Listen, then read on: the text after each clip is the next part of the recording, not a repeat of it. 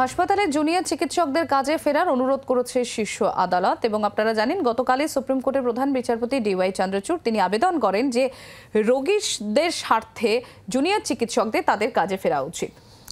একদমই তাই। আর সে কারণে প্রথমে মনে করা হচ্ছিল যে গতকাল যেহেতু সুপ্রিম কোর্টের তরফ থেকে বারবার আর্জি করা হয়েছে যে চিকিৎসকেরা কাজে ফিরুন, চিকিৎসকরা এবং বিচার ব্যবস্থা যদি ধর্মঘটে চলে যায় তাহলে সাধারণ মানুষের ভোগান্তি কথা বারবার করে বোঝানো হয়েছে। এর আগে মঙ্গলবার দিন যখন ফার্স্ট হিয়ারিং ছিল তখনও কিন্তু বিচারপতিদের তরফ থেকে এই আর্জি রাখা হয়েছিল। তবে বিচারপতিরা কথা বললে পরেও আরজিকর হাসপাতালের জুনিয়র চিকিৎসকেরা তারা কিন্তু তাদের বক্তব্যে এখনো পর্যন্ত অনড় রয়েছেন, তারা কর্মবিরতি চালিয়ে যাচ্ছেন।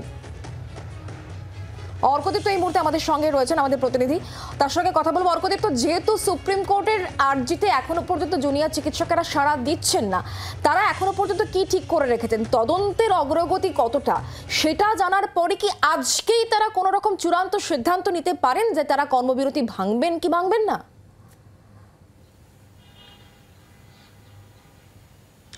সম্ভাবনা রয়েছে। দেখো, আজকে যেটা জুনিয়র ডাক্তারদের তরফ থেকে যে কথা রয়েছে, তারা আজকে একটা দল সিজিও কমপ্লেক্সে যাবেন এবং সেখানে সিবিআই আধিকারিকদের সাথে তারা দেখা করার চেষ্টা করবেন এবং কথাও বলবেন যে তদন্তের কতটা অগ্রগতি হলো এবং তাদের নিজস্ব কিছু ভিউজ রয়েছে, সেই ভিউজগুলো তারা শেয়ার করতে চান, এমনটাই জানা গেছে। তবে কখন তারা এক্স্যাক্টলি সিজিওতে যাবেন এখনও কিন্তু সেই সময়টা পরিষ্কার নয়, হয়তো কিছুক্ষণের মধ্যেই সেটা আমরা জানতে পারবো।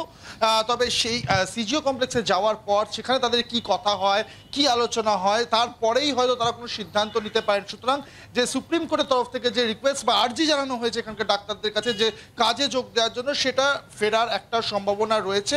অবশ্যই ডিপেন্ড করছে আজ তারা সিজিও কমপ্লেক্স কখন যান, সেখানে কি কি আলোচনা হয় সব কিছুর ওপর, এবং তারা নিজেরা কি নির্ধারণ করেন সে সব কিছু ওপরে কিন্তু এই মুহূর্তে ডিপেন্ড করছে পুরো বিষয়টা। তবে এই এখন আরজি করে যেমনটা আমরা জানি যে কর্মবিরতি চলার ফলে একটা রোগী পরিষেবা দেওয়া নিয়ে কিছুটা সমস্যা থেকে যাচ্ছে। যদিও ট্রমা সেন্টার বা ওপিডি এই জায়গাগুলোতে কিন্তু রোগী পরিষেবা দেওয়া হচ্ছে। আমি একটু আগে কিন্তু ট্রমা সেন্টারে ছিলাম সম্প্রতি, সেখানে কথাও হচ্ছিল এবং সেখানকার যারা রোগীর বাড়ির আত্মীয় স্বজনরা যারা রয়েছেন তাদের কিন্তু মোটের ওপরে সে অর্থে ক্ষোভ নেই, তারা কিন্তু পরিষেবা পাচ্ছেন এমনটাই জানালেন। এবং যারা এমার্জেন্সি পেশেন্ট যারা রয়েছে, যারা আসতে হচ্ছে, তাদেরকেও কিন্তু এমার্জেন্সি পেশেন্টদের ভর্তি নেওয়া হচ্ছে, কিন্তু অন্যান্য ক্ষেত্রে কিন্তু কিছুটা রোগী পরিষেবার অসুবিধা রয়েছে। এবং একই সঙ্গে আমরা জানি সুপ্রিম কোর্টের নির্দেশে সিআইএসএফ জওয়ানরাও ইতিমধ্যেই দখল নিয়েছে বা কর্তৃত্ব নিয়েছে এই আরজিকর হসপিটালের, এবং 185 জনের টোটাল একটা টিম আরজিকরে এই মুহূর্তে ফাংশন করছে। তিনটে শিফটে কাজ একদমই। অর্কদীপ্ত, তুমি আমাদের সঙ্গে থাকো, এই বিষয়ে অবশ্যই তোমার কাছ থেকে জানবো। তবে তার আগে চিকিৎসকদের বক্তব্য শোনাবো, কারণ গতকাল সুপ্রিম কোর্টে আর্জির পর জিবি মিটিং হয় এবং তারপরে তারা কিন্তু তাদের সিদ্ধান্তে এখনো পর্যন্ত অনড় রয়েছেন।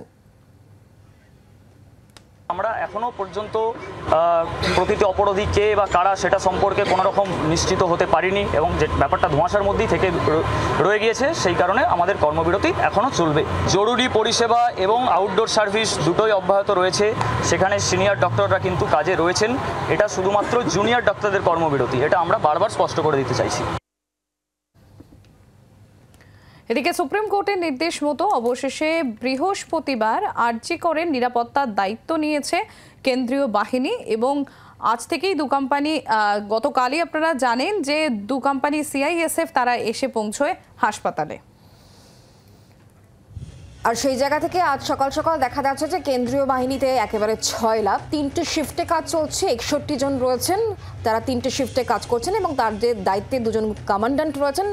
মোট 185 জন তারা কিন্তু এই নিরাপত্তা বলয় তৈরি করে রেখেছেন। আমরা কথা বলবো, অর্কদীপ্ত এই মুহূর্তে আমাদের সঙ্গেই রয়েছেন, আমাদের প্রতিনিধি সরাসরি। অর্কদীপ্ত, গতকাল থেকে আরজি করে নিরাপত্তার ছবিটা বেশ খানিকটা বদলে গিয়েছে, সকাল সকাল কি ছবি দেখতে পাচ্ছ?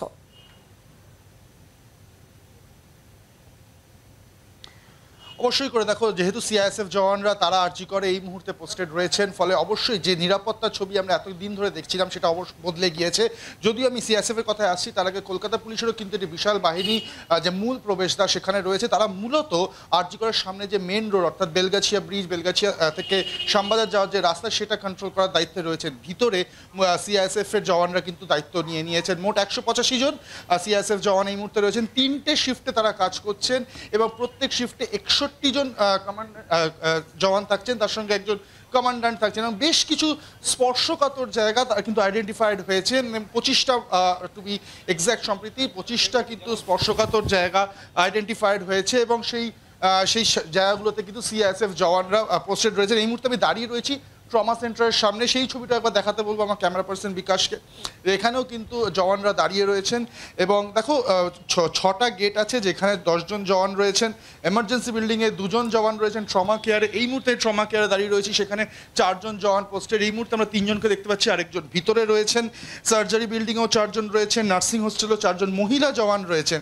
এছাড়াও গার্লস হোস্টেল, প্রশাসনিক ভবন, SNCU, PGT গার্লস হোস্টেল, এই সমস্ত জায়গায় বা একাডেমিক বিল্ডিং, এই সমস্ত জায়গাতেই কিন্তু সিআইএসএফ জওয়ানরা মোতায়েন রয়েছেন। ফলে অবশ্যই করে যে নির্দেশ সুপ্রিম কোর্টের তরফ থেকে এসছে এবং সেই নির্দেশের পরেই কিন্তু জওয়ানরা গতকাল সমস্ত হাসপাতাল পরিদর্শন করেন এবং তারপরেই বিভিন্ন জায়গায় যেখানে যেমন প্রয়োজন সেই অনুযায়ী কিন্তু জওয়ানরা পোস্টেড রয়েছেন। এবং আরও একটা গুরুত্বপূর্ণ বিষয়, কন্ট্রোল রুম যেটা রয়েছে আরজিকর হসপিটালের, সেখানে কিন্তু 4 জনের বেশি জওয়ান রয়েছে, 4 জন থেকে 5 জন জওয়ান সেখানেও মোতায়েন রয়েছেন। ফলে অবশ্যই নিরাপত্তার ছবিটা অত্যন্ত আঁটোসাঁটো। কলকাতা পুলিশের হাত থেকে কিন্তু এই মুহূর্তে পুরোটাই চলে গিয়েছে সিআইএসএফের হাতে। আবারও বলছি, কলকাতা পুলিশের একটা বড় ফোর্স কিন্তু এখানে রয়েছেন, কিন্তু তারা মূলত রয়েছেন মেন গেট যেটা, সেই মেন গেটে, এবং তারা রয়েছেন যে মূল রাস্তা গেটের বাইরে সেটা রক্ষণাবেক্ষণের দায়িত্বে। ধন্যবাদ অর্কদীপ্ত। বাংলার আওয়াজ, বাঙালির আবেগ, জি 24 ঘন্টা।